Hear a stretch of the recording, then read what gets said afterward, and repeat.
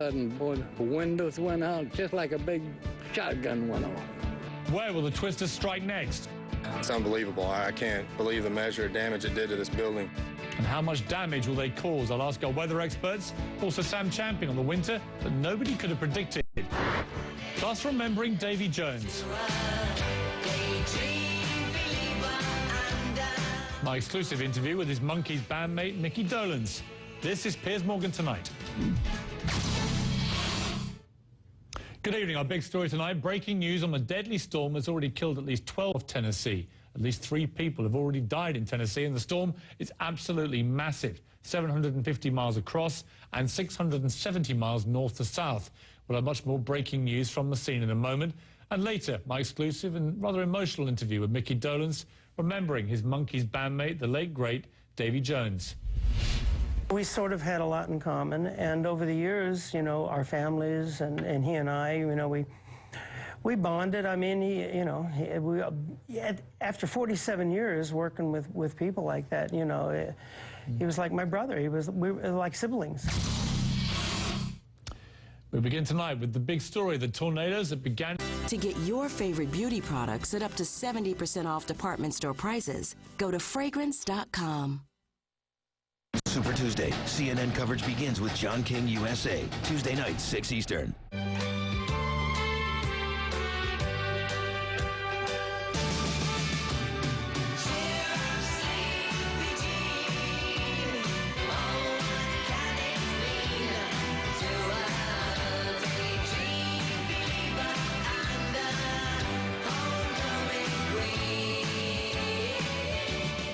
That was Davy Jones singing one of the Monkees' biggest ever hits, Daydream Believer. That show became a genuine worldwide sensation.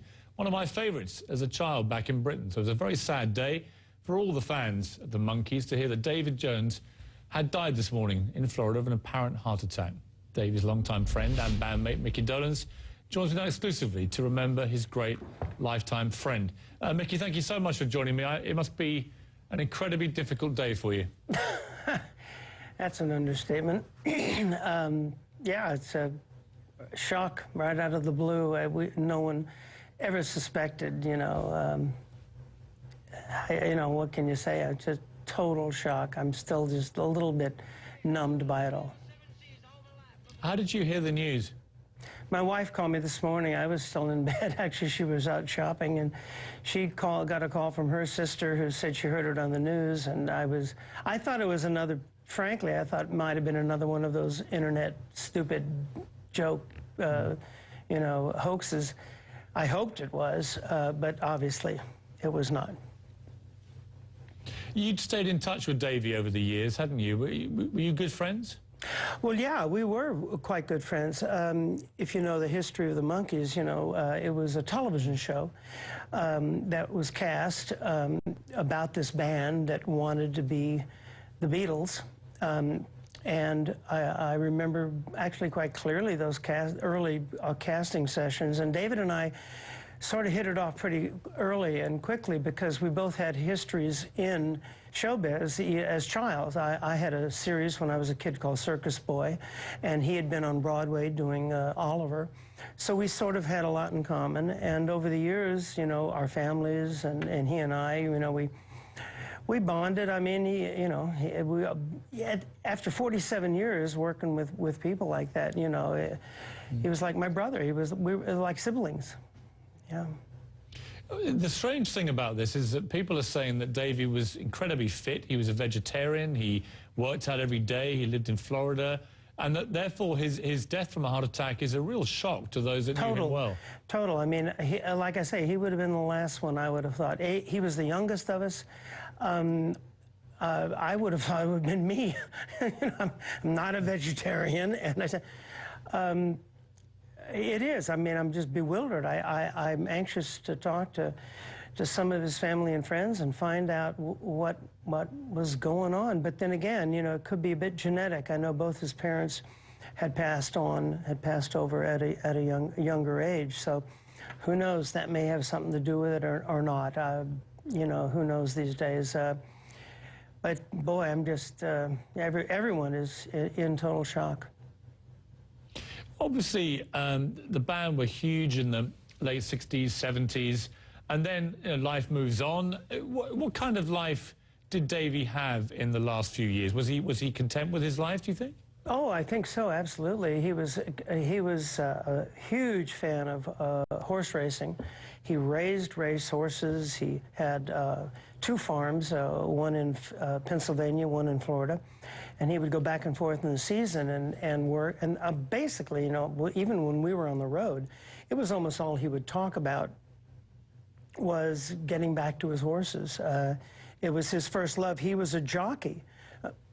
An apprentice jockey before, way before the Monkees, way before he got into show business.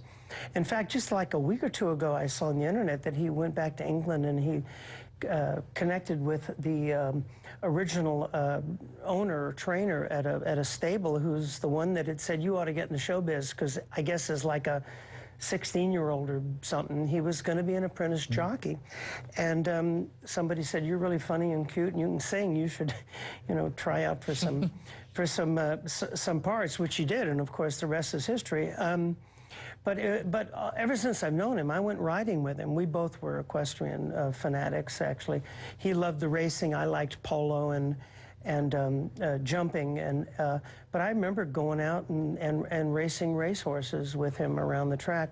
So that was definitely a first love, and so he must have been out there every day. I know he was working out, mucking out the stables, taking care of the horses, grooming them. It's a lot of hard work. So, I'm bewildered. I just don't know. When was the last time you spoke to him, Micky? Would have been just a few months ago. We did a massive, great tour. The last show was, not the last show, but one of the biggest shows was at the Greek Theater that we did just months ago, and it was a huge success, and the reviews were wonderful, and we left that particular tour on a huge high note. I mean, but we've done that over the years every single time, and whenever the Monkees was our 20th anniversary in '86 was the biggest grossing tour of that year, 20 years after the show. In '97, '98, we toured England and then the States, huge. And then just recently, this last tour got some of the best reviews we've ever had. We even got a great review from Rolling Stone. Who would have thought? So yeah, I mean. And did that bring Davy a lot of pleasure, the fact that you guys were back together and getting great reviews and so on? Always did. Well, it did all of us. Yeah, I mean, it only happened once every, say, 10 years or so, and which is not uncommon. But remember, the Monkees wasn't this like classic sort of band in that sense. It was originally this television show about a band, much in the same way that Glee is about a glee club. Yeah. Well, actually, Micky, hold that thought, because we're going to take a short break. I want to come back and talk about the genesis of the Monkees. Because I remember as a young boy watching this incredible show, and then you all went on to become a conventional band, but it was always the wrong way round, or maybe it was the right way round. Maybe it was the right way round. Yeah. Let's talk after the break some more about that and about Davy.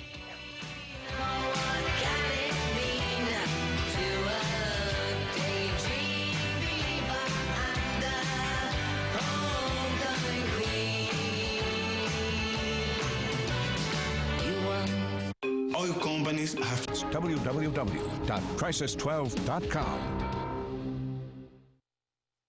Super Tuesday. CNN coverage begins with John King USA. Tuesday night, 6 Eastern.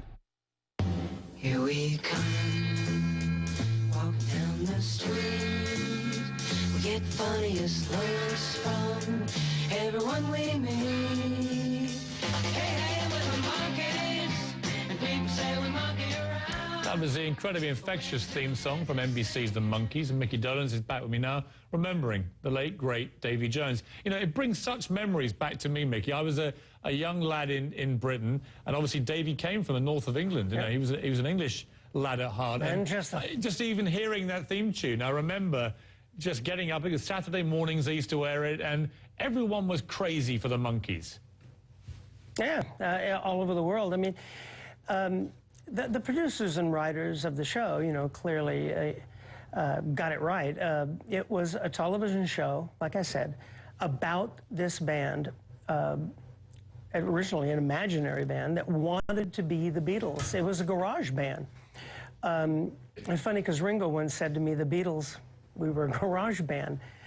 And even more ironically, I'm here in New York this week doing a reading for a new musical on Broadway called Garage Band. I mean, the coincidences are just phenomenal. But that's what the Monkees was about. It was about this garage band that wanted to be big. And on the television show, we never made it. It's an important point. We obviously became huge, you know, on the road when we did go on the road. But when they cast the show, they cast it with these four guys that I guess the producers felt they all had this, you know, very, you know, kind of chemistry, and the audition process went on and on and on. I'm fairly. I've actually got Mickey. I've got Davy's screen test. Oh, that's for the wonderful! TV show, You got which to I see wanted this. to play. You got to see this. Yeah, let's watch this. And Good evening, ladies and gentlemen. Views are spontaneous and unrehearsed. What do you want me to do? Sing? It's one of your little quick things. Hey, Davey, you want to know something? Honestly, hold it for a second. What? I really think you should have been a jockey. of course, the irony is he would have been a jockey, yeah. probably. He was supposed to be a jockey, but thank goodness he, you know, he got this advice from someone and went on to be just an incredible talent and a wonderful performer and such a lovely person and such a wonderful friend and a heart of gold. And would just do anything for you, anything, anywhere, and had lovely children who I feel, you know, so much pain for right now.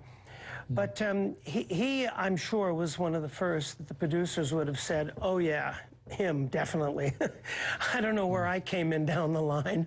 But I do recall quite clearly in the early audition process, David and I, like I say, we kind of connected early on because of our history probably in the, you know, as child stars.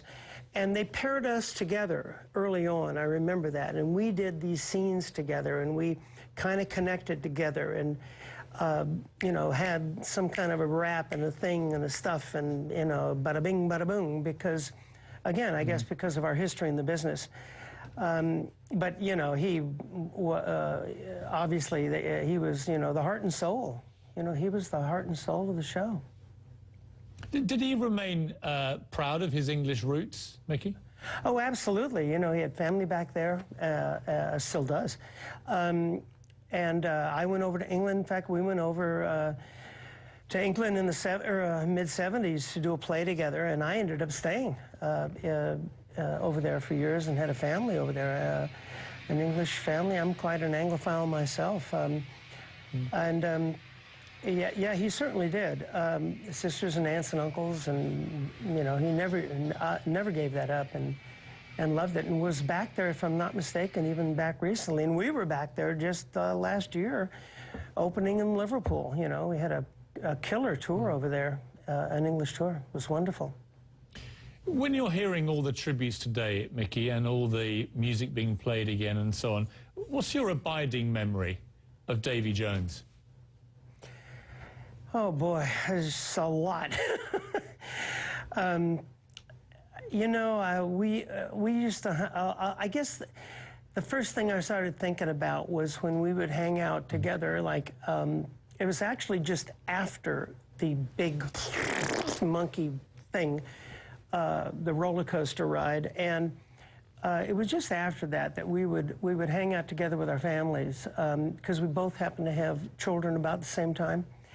And so he and I, you know, for that reason alone, I mean, we became very close. He would come over to the house, we would laugh, and I got film and video, and old, not video, before video, 8mm film of our families playing together and our kids swimming and stuff like that, and just having a great time. And that is how I want to remember him, and I will, you know, as a good friend, as this, he became a brother, you know, like a sibling. Well, I can only offer you my deepest condolences, Mickey. I was a huge fan of the Monkees, of Davy, of you, of all of the gang, and it's a very sad day, I think, for many, many people around the world today, and I greatly appreciate you taking the time to come on and pay such a personal tribute to your great friend. Well, you ain't kidding. Thanks. Thank you very much. As Micky Dolenz there paying a very personal tribute to his great friend, and as he put it, his brother from the Monkees, Davy Jones. When we come back, the results of the Wyoming caucuses and Mitt Romney's Super Tuesday strategy.